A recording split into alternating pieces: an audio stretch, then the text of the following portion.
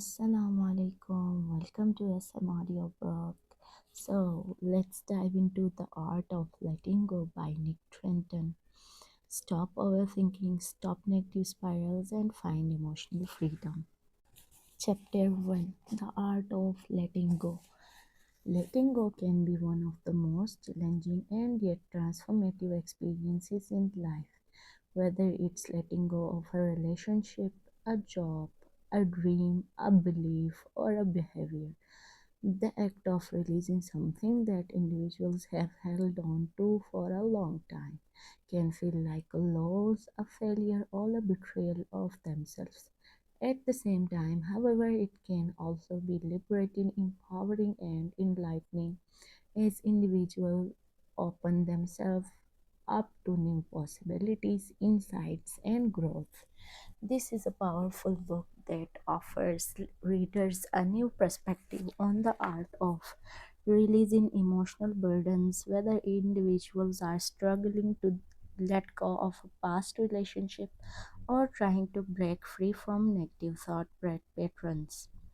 This book is a must read written with deep compassion and insight. It empowers readers to shed the weight of emotional baggage and find the courage to move on to a happier, healthier future.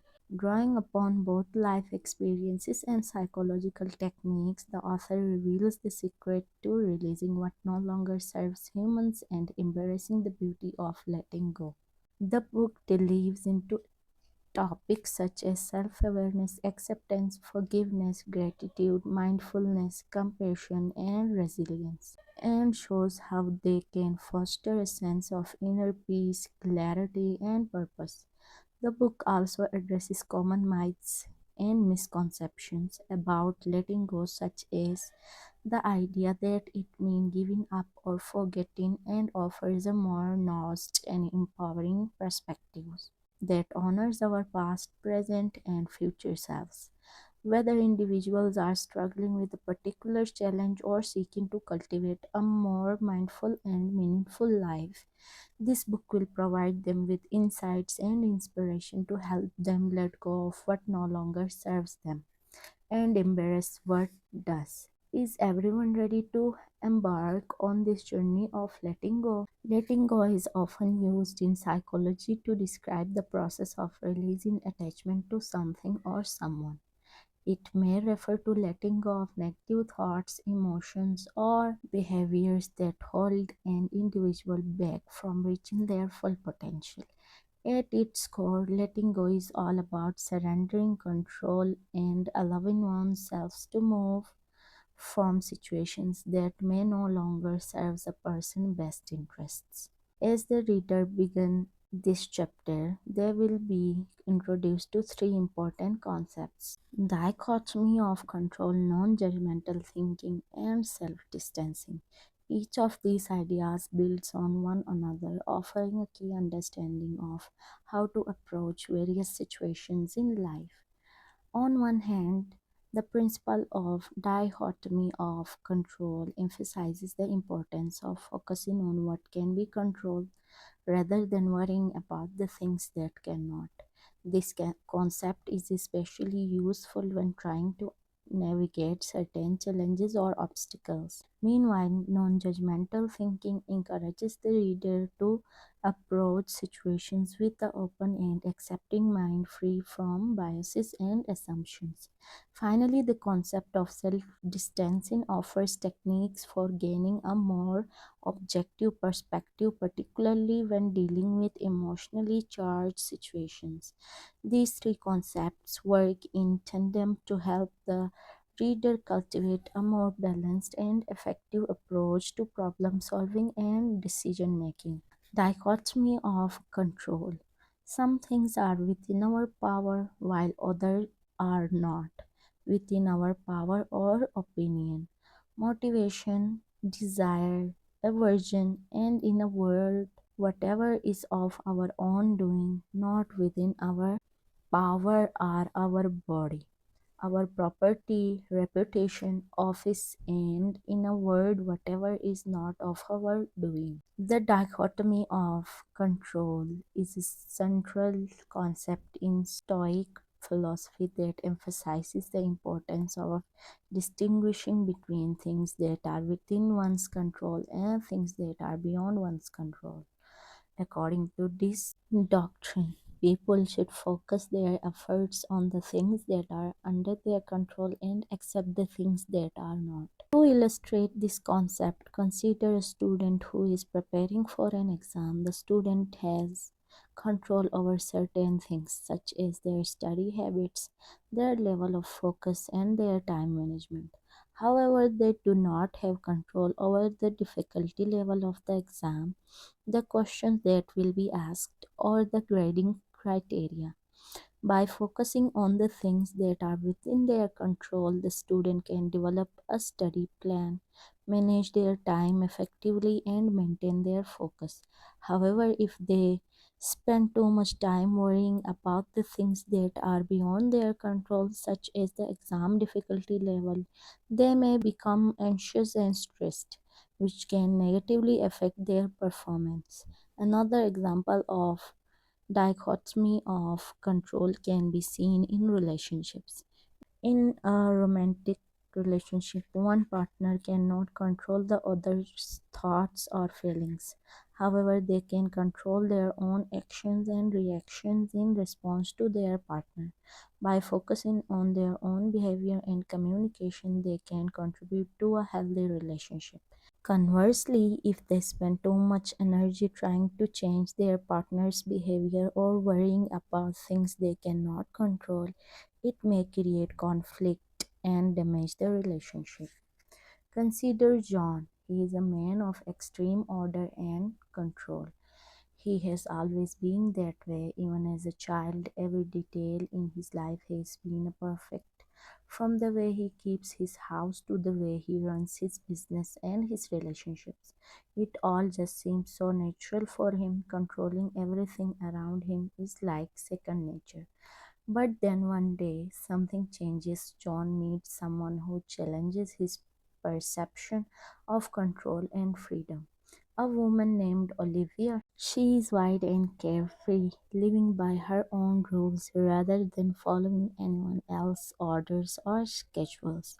Somehow she just gets under John's skin in an irresistible way. It feels like she can see right through him and knows exactly how to push all the right buttons to make him question things about himself he'd never thought twice about before meeting her.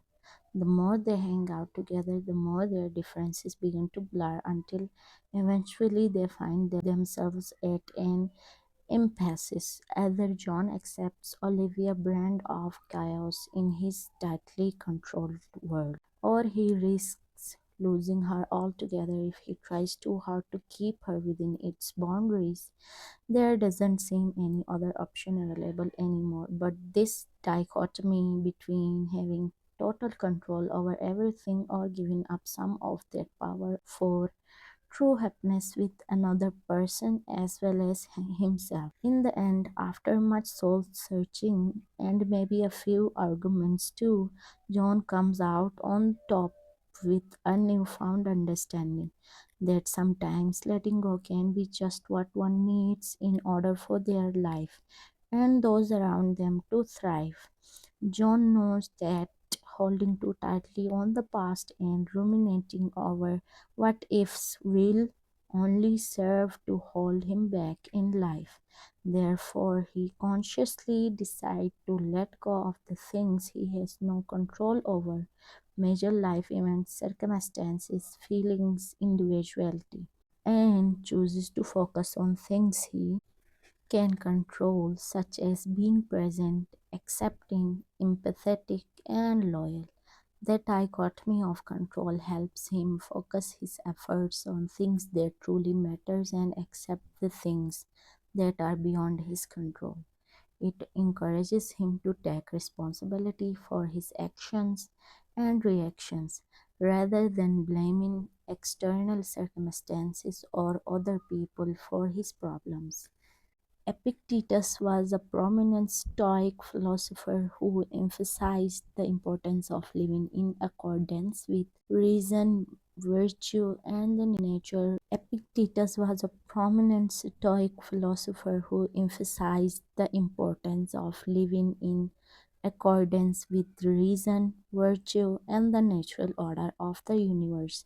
In his teachings, he often stressed the importance of focusing on what is within one's control and letting go of what is outside of it. This advice may seem paradoxical at first, but it reflects the Stoic view of the world and an individual's place in it. According to Stoic philosophy, the universe is governed by a rational and benevolent force called the Logos, which is responsible for creating and maintaining the order and harmony of the cosmos. The Logos ensures that everything happens for a reason and that there is a purpose behind all events, even if people don't always understand it. This belief in divine providence and the rationality of the universe is what allows the Stoic to be confident in things they can't control. At the same time, the Stoic recognize that there are things people can control, such as their thoughts, emotions, and actions. It is in these areas that people should focus their attention and efforts. By cultivating the right mindset and living in accordance with reason and virtue, people can achieve inner peace, freedom, and a good life, regardless of external circumstances. One of the most important gifts that nature has given humans, according to the Stoic, is the ability of reason. Unlike animals, people have the power to reflect on their thoughts, emotions, and actions and to choose how they want to live their lives. This ability to reason is what makes them human and gives them the potential for greatness. Epictetus advised to be confident about things people can change and careful about things that can change, reflects the Stoic worldview, and their emphasis on living in accordance with reason, virtue, and the natural order of the universe. By focusing on what is within one control and cultivating the right mindset, people can achieve inner peace, freedom, and a good life, regardless of external circumstances. Epictetus believed in the importance of using the three faculties of the mind wisely. Specifically, he outlined the dichotomy of control, which highlights these faculties as essential to one's well being. The faculty of judgment governs the way people think, feel, and believe. The faculty of desire guides one's desire and fears. The faculty of will directs one's interactions, decisions, and actions. Using these faculties in proper balance can allow people to live in a fulfilling and virtuous life. Epictetus' teachings are a reminder that people have the power to shape their own experiences and must take responsibility for their thoughts and actions in order to live a happy and meaningful life. The wise use of these faculties, he argued, was the key to living a good life. The faculty of judgment is responsible for one's thoughts, emotions, and beliefs. It allows people to make judgment about what is true and false, good and bad, and right and wrong.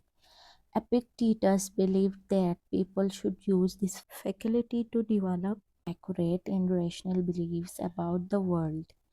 They should strive to avoid making judgments based on emotions, biases, or prejudice. For example, imagine that a person receives criticism from their boss. Their initial emotional responses might be to feel angry or defensive. However, using their faculty of judgment. They can reflect on the situation and try to understand the criticism objectively. This can help them make a rational decision about how to respond. The faculty of desire is responsible for one's desires and fears. It allows them to seek pleasure and avoid pain. Epictetus believed that people should use this faculty to develop rational desire and to avoid irrational fears.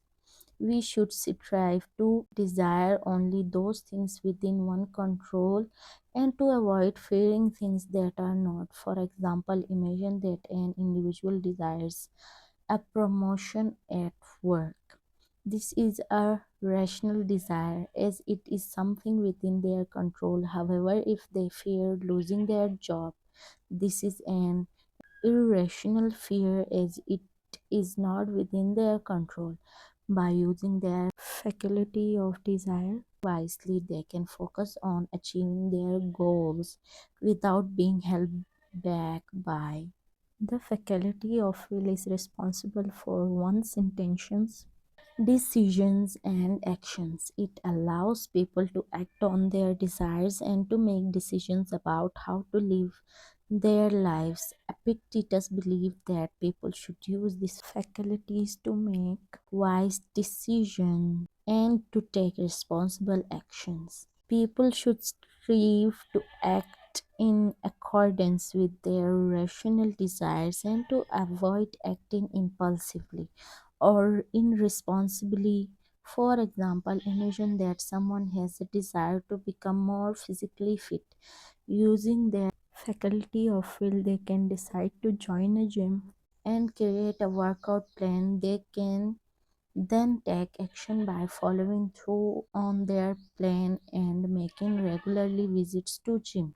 By using faculty of will wisely, they can achieve their goal and live a healthier life. The wise use of three faculties of the mind is the key to living a good life. By using one faculty of judgment to develop rational beliefs, one faculty of desire to seek rational desires, and one faculty of will to make responsible decisions and take action, individuals can achieve their goals and live a fulfilling life. How to practice and apply the dichotomy of control. But it's actually a simple technique that can have a powerful impact on one's life. At its core, it's a philosophy that encourages people to focus only on those things they can control and to let go of everything else. This might seem counterintuitive at first, but it's a mindset that can help them navigate life's ups and downs with greater ease and resilience. Of course, like any skill, putting the dichotomy of control into practice takes practice. But with time and effort, it can become second nature whether one is facing a difficult work situation, a challenging relationship, or just the everyday stresses of life. Embarrassing the dichotomy of control can help them maintain a sense of inner calm and clarity. Step 1 involves developing a constant focus on the present moment. A crucial aspect of the Stoic practice of the dichotomy of control is cultivating a constant focus on the present moment. This means training one's mind to be fully engaged with what is happening right now, rather than being distracted by worries or regrets about the past or anxieties or expectations about the future. One way to develop this sort of focus is through mindfulness meditation. Mindfulness is the practice of paying attention to the present moment with an attitude of curiosity, openness, and non judgment. By regularly practicing mindfulness, people can train their minds to become more aware of their thoughts, emotions, and sensations, and to stay grounded in the present moment. Here's an example of how to apply mindfulness in everyday life using the example of a morning routine. Waking up in the morning, individuals are advised to take a few deep breaths and bring attention to their body and their surroundings. As they get out of bed, they notice the sensation of their feet touching the floor, the temperature of the room, and the sounds around them. As they brush their teeth, they need to pay attention to the sensations of bristles against their teeth and gums, the taste of the toothpaste, and the movements of their hands and arms. As they take a shower, they feel the water on their skin, smell the soap or shampoo, and notice any thoughts or feelings that arise. Throughout the morning routine, they try to stay present and engaged with each moment, rather than letting one's mind wander or getting lost in thoughts or worries about the day ahead. By cultivating this sort of present moment awareness, people can begin to develop a deeper sense of inner peace and calm and become better equipped to navigate the ups and downs of daily life. One other example of mindfulness technique to stay in the present moment in body by scan meditation. In this technique, a people lies down or sits comfortably and focuses their attention on each part of their body, starting from their toes and moving up towards their head. As they focus on each body part, they become aware of any sensations or feelings they may be experiencing in that area without judgment or analysis. This helps them become more present in the moment and to cultivate a sense of relaxation and awareness in their body. Here, how incorporate this into one's routine. Find a quiet and comfortable place where you can lie down or sit without distractions. You can use a yoga mat, a cushion, or a chair for support. Close your eyes and take a few deep breaths, letting go of any tension in your body. Start by focusing your attention on your toes. Pay attention to any sensations you may be feeling in your toes, such as warmth, tingling, or tension. Don't judge or analyze the sensations, simply observe them. Slowly move your attention to the rest of your feet, noticing any sensations or feelings. Continue to move your attention up your leg to your thighs, hips, lower back, abdomen, chest, arms, hands, neck, and finally your head. Spend a few moments on each body part, being aware of any sensations or feelings that arise. If you notice any tension or discomfort, simply acknowledge it and let it go without trying to change or fix it. If your mind starts to wander, gently bring your attention back to the present moment and continue with the body scan. When you reach the top of your head, take a few deep breaths and allow yourself to rest in this state of relaxation and awareness. When you are ready, slowly open your eyes and take a few more deep breaths before getting up.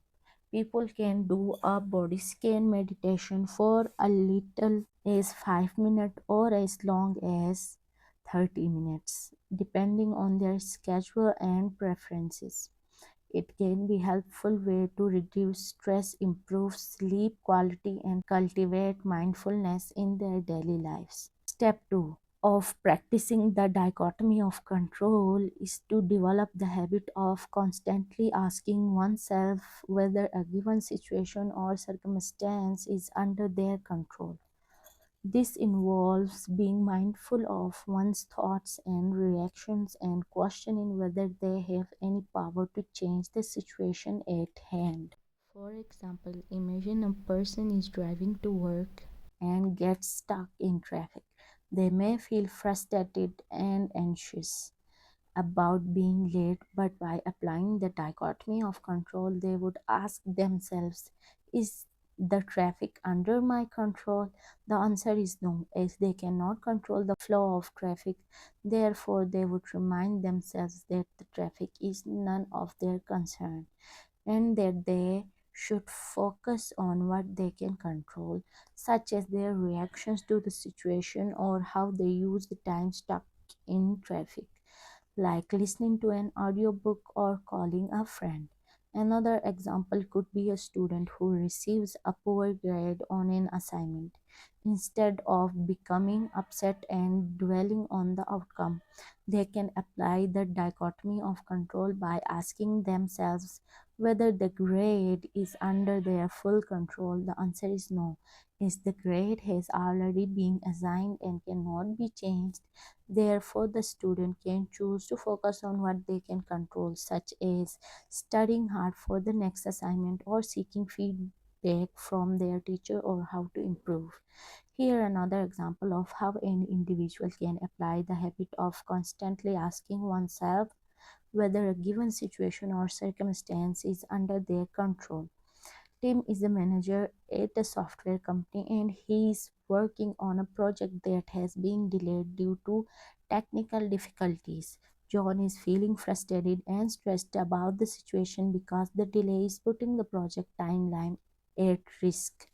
To apply the habit, Tim could pause and ask himself, what aspects of this situation are under my control?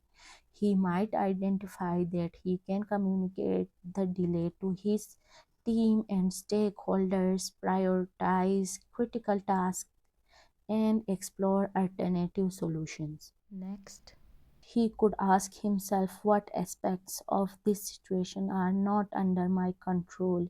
He might recognize that he can control the technical issues causing the delay or the fact that project timeline is at risk.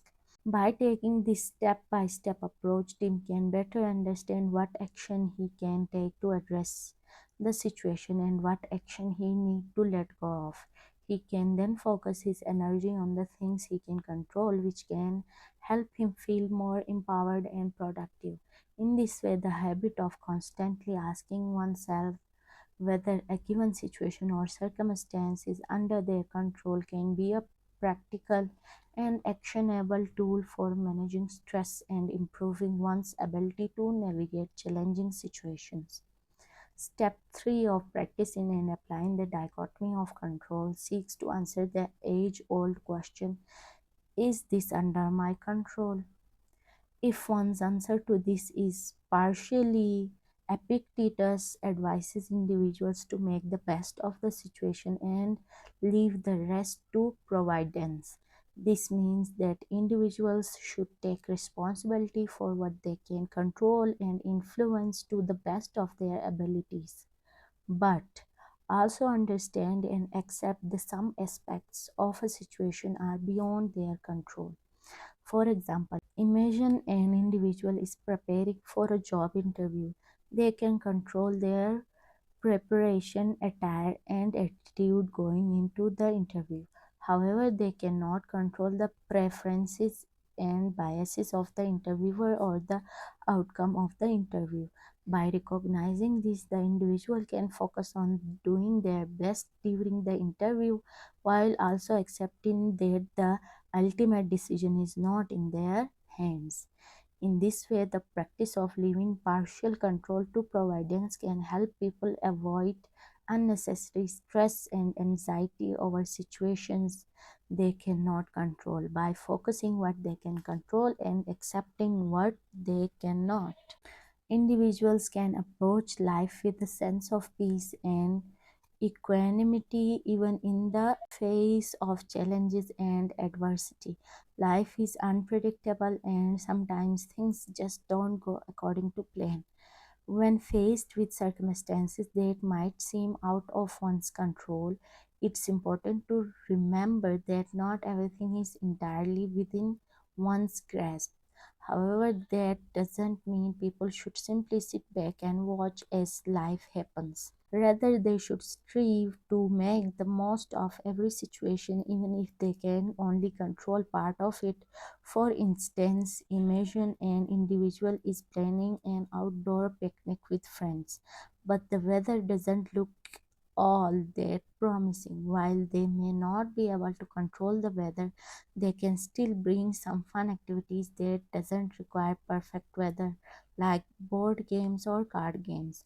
Ultimately, by making the best out of what partially under their control, they leave the rest up to the faith and trust that things will turn out okay. Here, another example of how an individual can apply the concept of partially controlling a situation and leaving the rest to providence.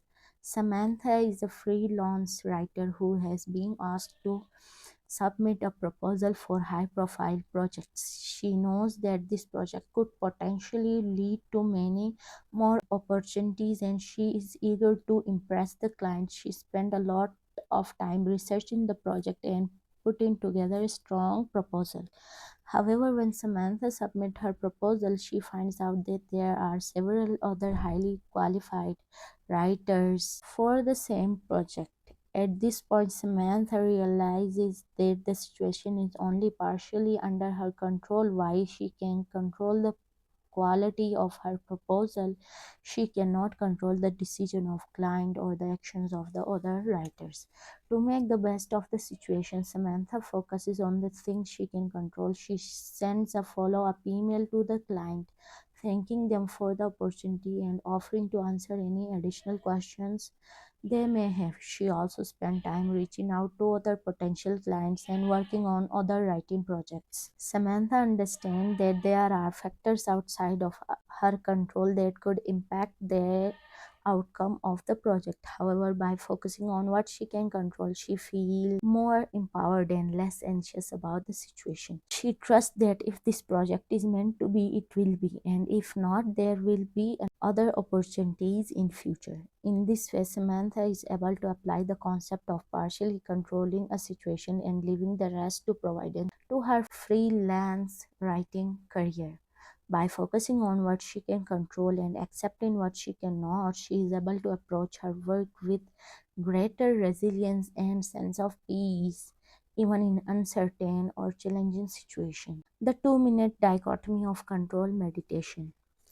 Imagine a student struggling with their grades in a difficult course. They feel like they are doing everything they can do, study and prepare, but they keep getting disappointing results on their exams. To use the 2 minute dichotomy of control meditation, the student will get a piece of paper and a pen. Then they draw a big circle on the paper and a smaller circle within it. In the smaller circle, they will write down the things that are within their control when it comes to their grades. For example, they could write something like how much time they spent studying each day, how they studied, taking notes, reading the textbook, watching videos, etc. Whether they asked questions in class or reached out to their professor for help, how they approached each exam, staying calm, reading each question carefully, double checking their work. In the larger circle, they could write down the things they were outside of their control. For example, they could write how difficult the course material is, how the exams are structured and graded, how much time they have to complete each exam, whether other students in the class are performing well. These are all things they cannot control no matter how hard they try. They may have contributed to their struggles, but there was nothing they could do to change them. Now that they have these two circles, they can begin to see where they can leverage what they have to improve their situation. They can focus their energy and attention on the things within their control, such as studying more effectively or seeking help from their professor. They can let go of the things that are outside of the control, such as how difficult the course material is or how other students are doing. This will help the student feel more empowered and less helpless in the face of their struggles. They can take action where they can and accept the things they cannot change. By focusing on what they can control, they can increase their chances of success and feel more confident in their abilities. Non judgmental thinking. Non judgmental thinking is the act of observing and recognizing one's thoughts without attaching any labels or opinions to them. This mental state is important in letting go because it allows people to view their experiences objectively and without bias. Without non judgmental thinking, they may hold on the negative thoughts or emotions, creating unnecessary stress and anxiety. Non judgmental thinking also enables people to accept their thoughts and feelings without shame or guilt. allowing them to move forward and let go of any negative or limiting beliefs. By cultivating a non judgmental mindset, they can gain a deeper understanding of themselves and the world around them, ultimately leading them to a more powerful and fulfilling life. Non judgmental thinking is an essential component of letting go. It involves the ability to observe and acknowledge one's thoughts and feelings without labeling them as good or bad.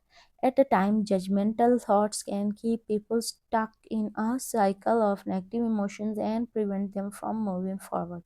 For instance, consider that an individual may a mistake at their job and their boss criticize their work instead of judging themselves by stating that they are a failure or that they are incompetent. They can try to observe their thoughts and emotions with kindness and understanding.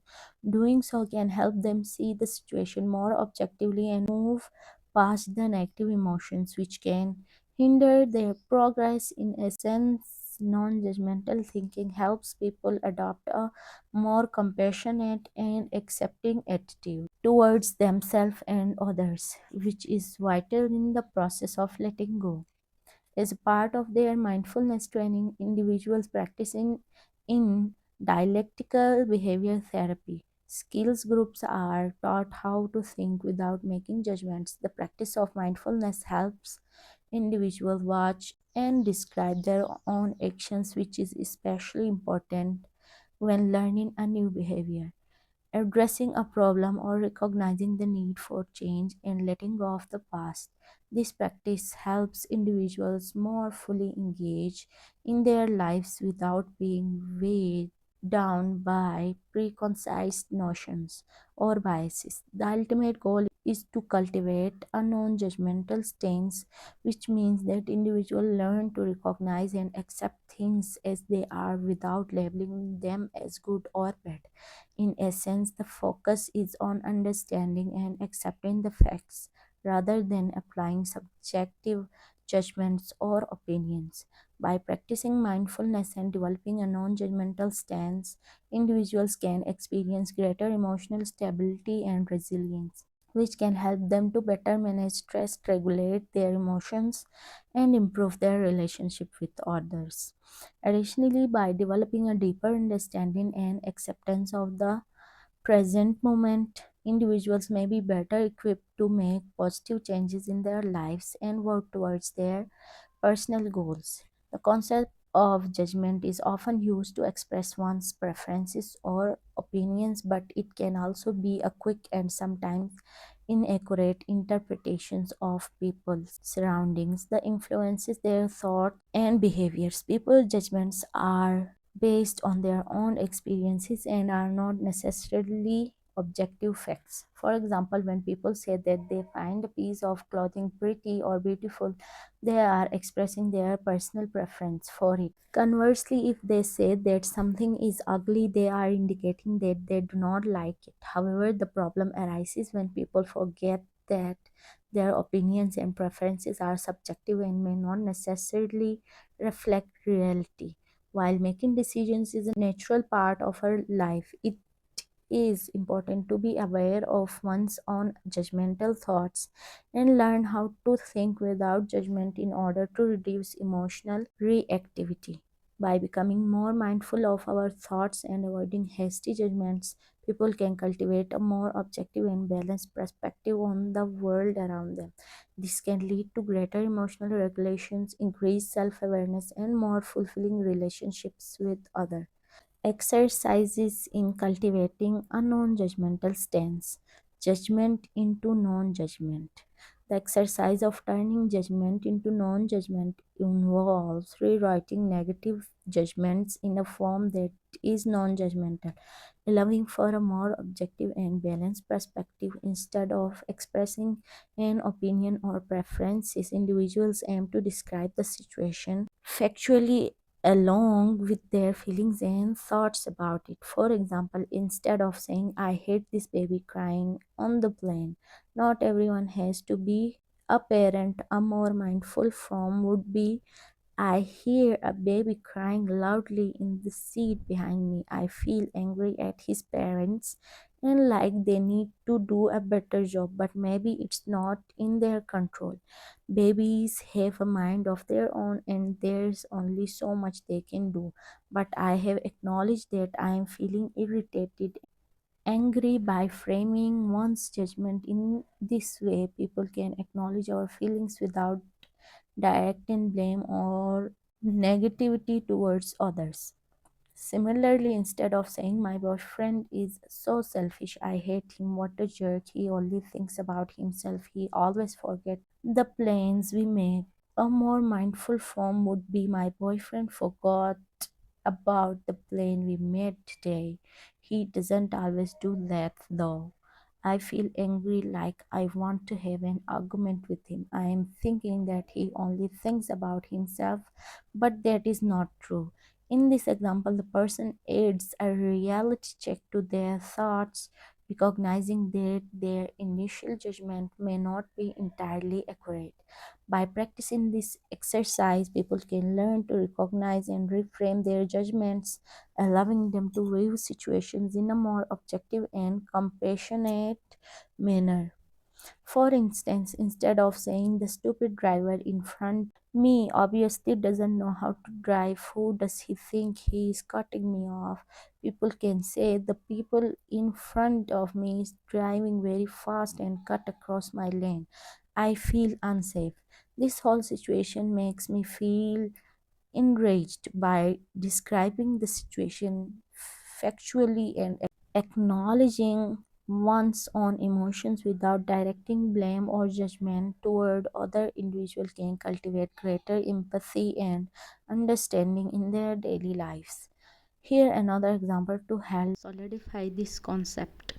Once upon a time, there lived an optimistic young woman who had a habit of judging herself harshly. She was very talented in many ways, yet she would often put herself down instead of celebrating her successes. She'd start sentences with, I should have done better, or it's all my fault, without even pausing to consider the circumstances or other factors that may have contributed to any given situation. One day, this young woman decided enough was enough. It was time for a change. She knew that if she wanted to break free from her self judgmental habits, she needed to start reframing her negative self talk into something more realistic and positive.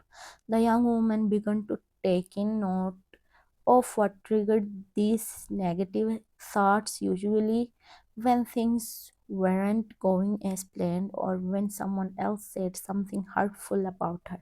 Then, instead of letting those words consume her thoughts and make them spiral downward, she made an effort to take a step back and look at each situation objectively, assessing what went wrong, if anything, but also looking at the bigger picture. This helped put everything into perspective so that while mistakes were acknowledged, they no longer seemed like such huge failures anymore because they were seen in light of everything else that had gone right up until then. Next came changing how she spoke to herself, replacing harsh judgments with kinder affirmations like I can learn from this experience or I am doing my best, which not only boosted her confidence but also encouraged resilience whenever faced with adversity again in future scenarios.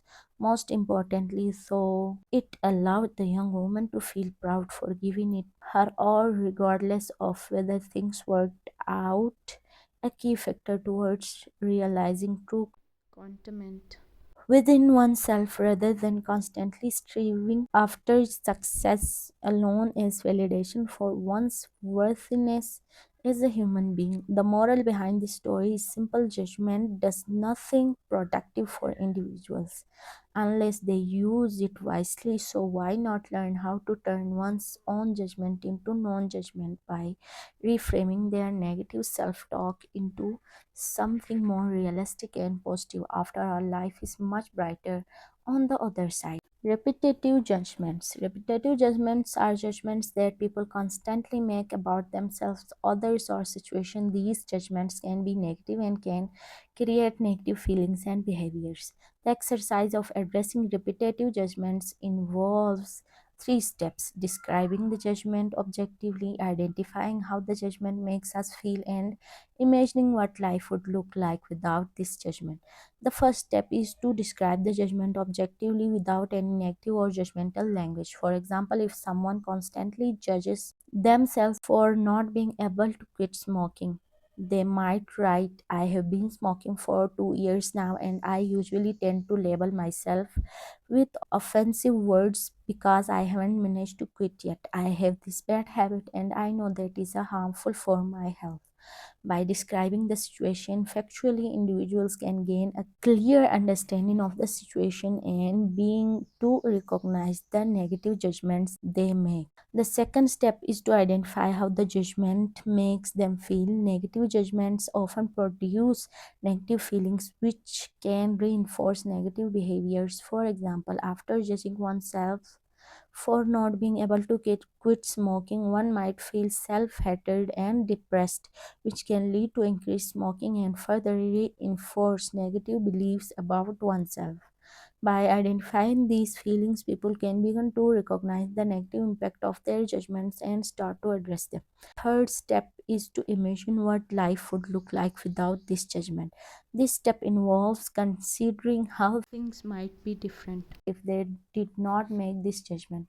For example, if someone could imagine not judging themselves for their smoking habit, they might feel more at ease and be more motivated to try new approaches to quitting smoking. By imagining a different reality, individuals can begin to see new possibilities and potential solutions. For example, negative judgment. I am always so disorganized and messy. I'll never be able to keep my space clean and tidy.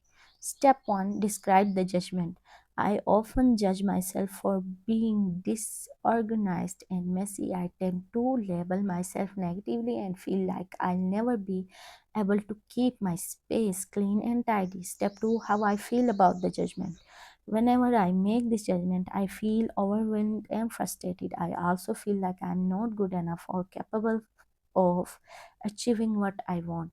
This negative self talk just makes me feel worse and less motivated to take action. Step 3: what life would look like without this judgment. If I could let go of this judgment and negative self talk, I might feel more at ease and motivated to make changes. I could focus on taking small steps towards organizing my space instead of feeling overwhelmed by the idea of being perfectly clean and tidy. By recognizing my progress and celebrating small victories, I might feel more positive and capable of achieving my goal. By applying the exercise of addressing repetitive judgments, individuals can become more aware of their negative self talk and learn to cultivate a more positive and compassionate mindset. By describing the judgment objectively, identifying how it makes one feel, and imagining a different reality without it, people can begin to challenge their negative beliefs and behaviors and cultivate a greater sense of self acceptance and confidence. Here, an illustrative example. Alice had been struggling with the same judgment for as long as she could remember. It followed her everywhere like an invisible shadow, and it seemed to be rooted in a deep seated insecurity. I will never have courage or the bravery to pursue my dream of becoming a singer.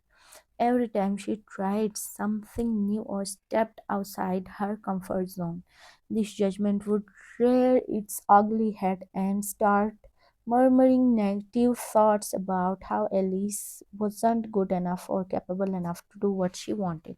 The repetitive judgments weighed heavily on Elise's hearts and mind. She felt frustrated and discouraged by them, wondering why they kept popping up when all she wanted to do was live her life without fear or self doubt holding her back. One day, while trying to find a way out of this vicious cycle of negativity, Elise stopped and asked herself, what if I didn't have these judgments? What if I actually allowed myself to let go of them and try things without worrying about being judged? The thought made her feel lighter instantly. Suddenly, there was a hope that maybe she could break free from the shackles that had been weighing crashing down on her for so long. Elise decided then and there that from now on, whenever those negative thoughts bubbled up inside her mind, instead of listening to them, she would take a deep breath and focus on the positive possibilities ahead of her. Instead, she would think about what life could look like without the judgments clouding it over, full of courage, possibilities, and joy.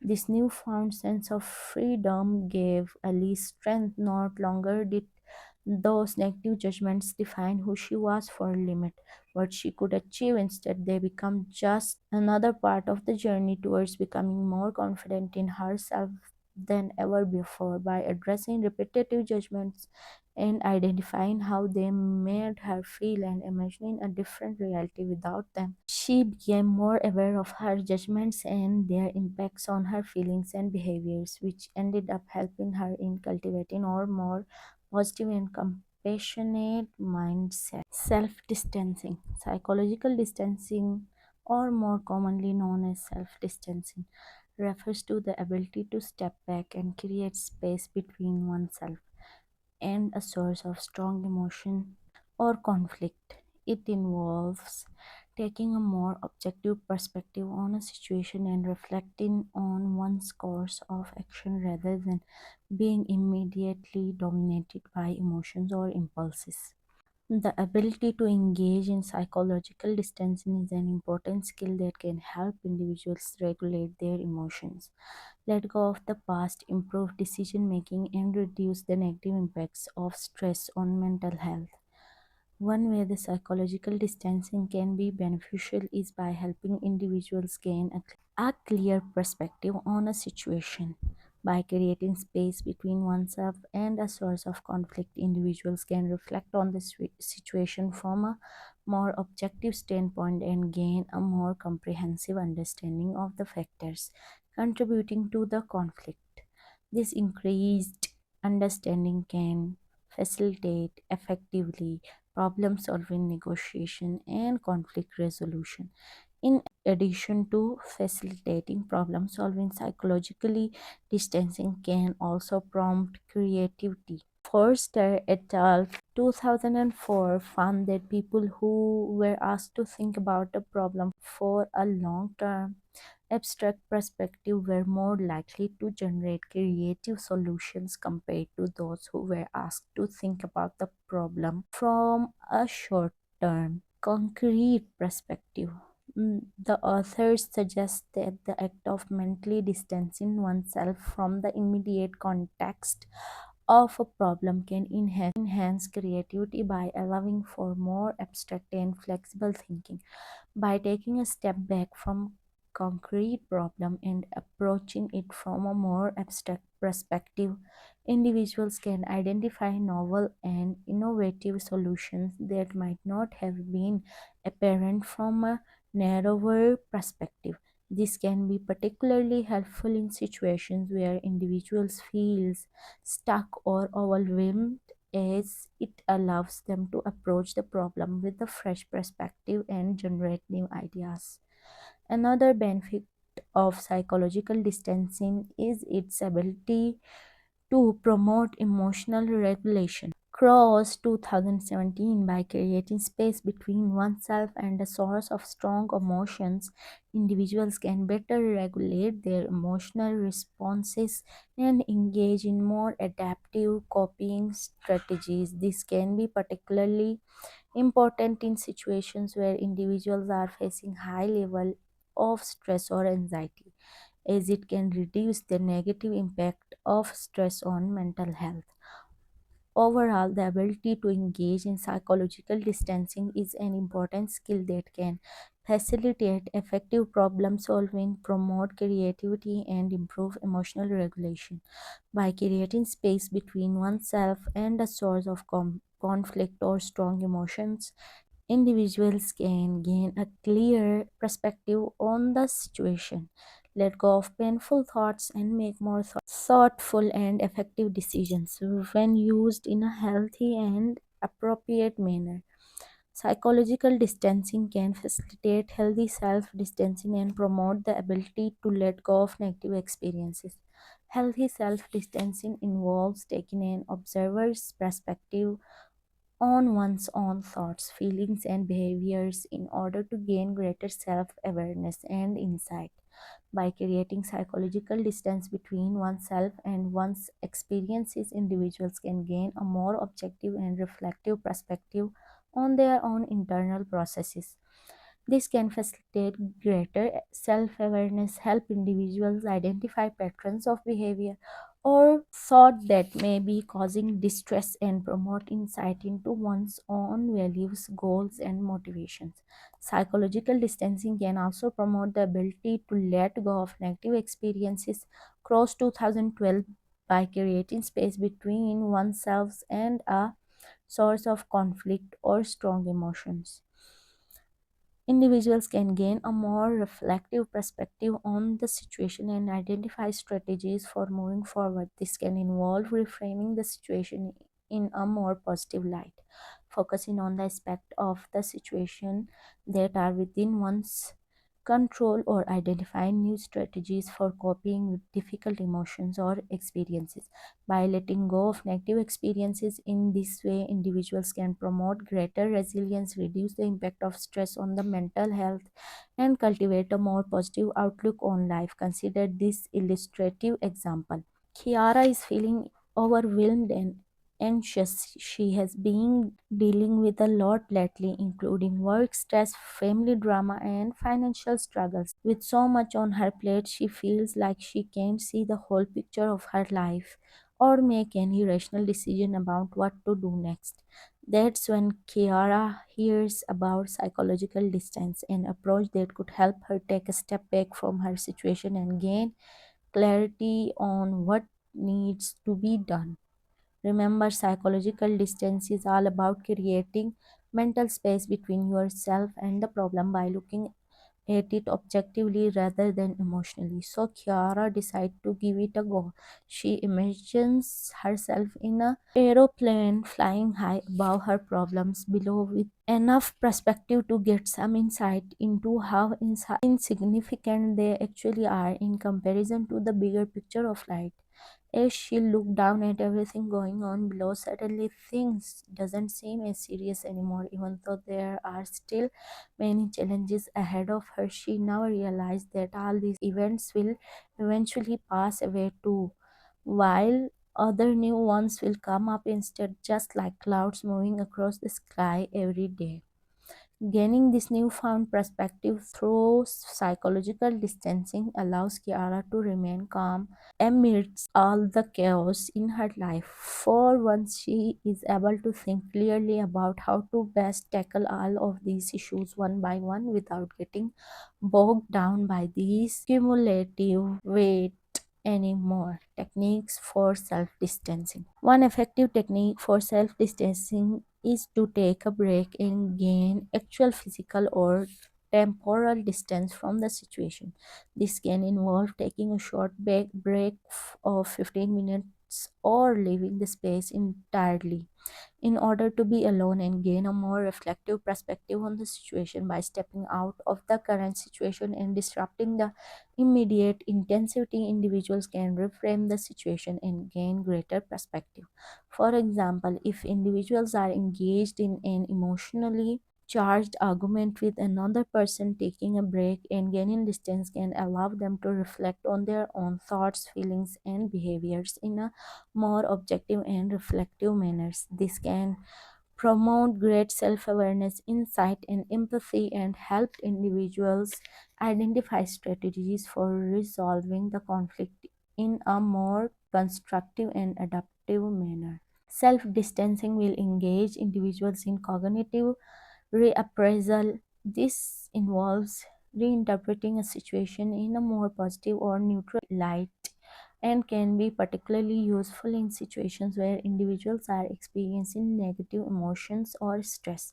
For example, if an individual is facing a difficult challenge or setback, they may try to reinterpret the situation as an opportunity for growth or learning rather than a failure or setback. This can help them reframe the situation in a more positive and constructive manner and promote greater resilience and well being. Let's say Danny is in a heated argument with his boss over a disagreement about the project. The argument is becoming increasingly tense, and both Danny and his boss are becoming more and more emotional. In this situation, Danny could use the technique of taking a break and gaining physical distance to promote self distancing and gain greater perspective on the situation. He could excuse himself from the conversation and take a short break, either by leaving the room or going for a short walk outside.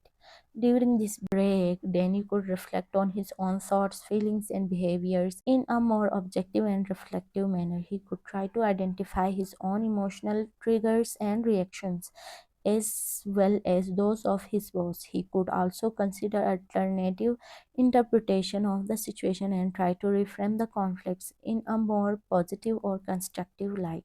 One way to practice self distancing is to use language that reflects a third person perspective, such as referring to oneself by name or using her, she, they instead of I, me, my. For example, instead of saying I am feeling anxious, Danny can say Danny is feeling anxious. This simple change in language can help to create mental distance between John and his feelings, allowing him to reflect on them more objectively. By taking a break and gaining physical distance, Danny would be able to regulate his emotional responses and engage in more adaptive coping strategies. He would also be able to promote greater self awareness and insight and identify strategies for resolving the conflict in a more constructive and adaptive manner. The Eisenhower metric is a powerful technique for self distancing that can be used to gain greater perspective and prioritize tasks. This technique involves creating a 2 by 2 matrix with the columns urgent and less urgent and the rows important and less important. Tasks are then assigned to one of the cells within this matrix based on their level of urgency and importance. The urgent important quadrant includes tasks that are both urgent and important, such as a deadline that is fast approaching. These tasks require immediate attention and should be prioritized. The less urgent important quadrant includes tasks that are important but not urgent, such as long term projects or personal development goals. These tasks are important for personal growth and development but can be planned for and completed over a long period of time. The urgent, less important quadrant includes tasks that are urgent but not important, such as responding to non essential emails or attending unnecessary meetings. These tasks can often be delegated or postponed in order to focus on more important tasks. The less urgent, less important quadrant includes tasks that are neither urgent nor important, such as social media browsing or other time wasting activities. These tasks should be minimized or eliminated in order to focus on more important tasks. For example, consider author who is a business owner who is feeling overwhelmed with his workload. He decides to use the Eisenhower matrix to gain greater perspective and prioritize his tasks. After assigning each task to a prioritized quadrant within the matrix, author realizes that he has been spending too much time on tasks in the urgent, less important quadrant, such as responding to non-essential emails. He decided to delegate some of these tasks to his assistant and focus more on tasks in urgent important quadrant, such as meeting upcoming deadlines. He also decided to prioritize tasks in the less urgent important quadrant, such as working on long-term projects and personal development goals. By using the Eisenhower matrix, Arthur is able to gain greater perspective and prioritize his tasks more effectively, reducing his feelings or overwhelm and stress. The technique of watching yourself from distance is a self distancing technique that involves changing the focus of one's perspective from a first person view to a third person view. By imagining that one is watching themselves from a distance, individuals can suspend some of the immediate emotional and psychological reactions that they might be experiencing in an emotionally charged situation. This technique can help them reconsider their behavior as if they are observing someone else in their position. By doing so, they can gain a more objective perspective on the situation and their behavior, which can help them in making more deliberate and effective choices. For example, let's say Sarah is in a heated argument with her partner. In the heat of the moment, she is feeling angry and defensive, and her emotions are clouding her judgment. To apply the technique of watching herself from a distance, she imagined that she is watching the argument from a third person perspective as if she were observing someone else in the same situation. To practice self distancing, Sarah can start by taking a deep breath and consciously shifting her attention away from her own thoughts and feelings. She can then try to mentally place herself in the position of an objective observer who is watching the argument unfold from a distance. She can imagine what it would be like to watch two people arguing without being directly involved in the conflict. Sarah can also try using language that reflects a third person perspective, just like John in the previous case. For example, instead of saying, I am so angry right now, she can say, Sarah is feeling angry. This simple change in language can help create mental distance between herself and her feelings, allowing her to observe the situation more objectively. From this perspective, Sarah is able to see that her partner is also feeling hurt and upset, and that both of them are contributing to the conflict. She is able to suspend some of her immediate emotional reactions and take a more objective view of the situation. This allows her to consider her behavior and communication more carefully and to make more deliberate choices that can help de escalate the conflict and move towards resolution. By using the technique of watching herself from a distance, Sarah is able to gain a more objective perspective on the situation and her behavior, which helps her to make more effective choices in an emotionally charged situation. The technique of watching yourself from the future is a powerful tool for self distancing that can be used in various situations, such as when individuals find themselves in an emotionally charged situation or when they need to make decisions that will impact their future. This technique involves imagining oneself as future you, looking back and observing one's current behavior. To use this technique, people need to imagine themselves at some point in the future looking back on their current behavior. They should ask themselves how they would perceive their current behavior in their future context. If they find that their current behavior is not in line with their future goals or values, they can use their realization to motivate themselves to change their behavior. Consider the following example. For many people, it's hard to imagine competing in front of a large crowd, let alone at the Olympics. But has one ever wondered what goes through an athlete's mind right before they compete? Even with intense training, athletes still experience feelings of nervousness and anxiety before they step onto the field. And while it might seem natural to picture the worst case scenario, successful athletes know that this type of visualization can be detrimental to their performance. It's said that visualizing a mistake, such as falling or missing a critical shot, increases the chance of the athlete actually making the mistake during the competition. This is where the technique of watching yourself from the future is particularly relevant to athletes who need to perform under pressure. By imagining themselves as a future you, looking back on their current behavior. Athletes can gain a broader perspective on the situation and its consequences rather than solely focus on immediate concrete characteristics of the competition. They can ask themselves how they would perceive their current behavior in the future context and whether it's in line with their future goal or values. This realization can motivate them to change their behavior, adopt a positive mindset, and focus on visualizing success rather than failure. By using this technique, athletes can improve their mental preparation, boost their confidence, and increase their chances of success in the competition. So the next time you watch an Olympic athlete, remember that their mental game is just as important as their physical skills. Another example could be Andrew's unnecessary spending. He wants to curb unnecessary spending so that he can save for a long-term goal, such as a vacation to the Maldives. However, he finds himself frequently making impulsive purchases such as new clothing and video games. To apply the technique of watching himself from the future, Andrew imagines himself at the time of his vacation, looking back on his spending habits from the future perspective.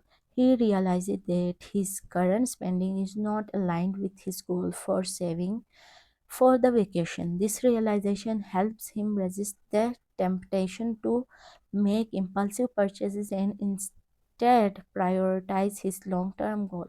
By using the technique of watching himself from the future, Andrew is able to create temporal space and gain a broader perspective on his behavior, which enables him to make more deliberate choices that align with his values and goals. Chapter takeaways.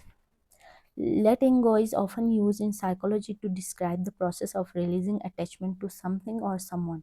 It may refer to letting go of negative thoughts, emotions, or behaviors that hold an individual back from reaching their full potential. The dichotomy of control is a central concept in Stoic philosophy that emphasizes the importance of distinguishing between things that are within one's control and things that are beyond one's control. One essential component of the Stoic philosophy dichotomy of control involves developing an unwavering concentration on the present moment. This involves instructing one's mind to remain wholly involved in the current experience rather than being sidetracked by concerns of remorse about past or concerns or anticipations for the future. Non judgmental thinking is the practice of acknowledging and identifying one's thoughts without affixing any characterization or viewpoints to them. This mindset is crucial when it's come to letting go, as it empowers individuals to look at their experiences objectively and without any partiality. Psychological distancing, also called self distancing, pertains to the capability of creating distance between oneself and the cause of intense emotion or conflict. This involves adopting a more impartial outlook on a circumstance and thinking about one's choices instead of being swiftly swayed by emotions or urges.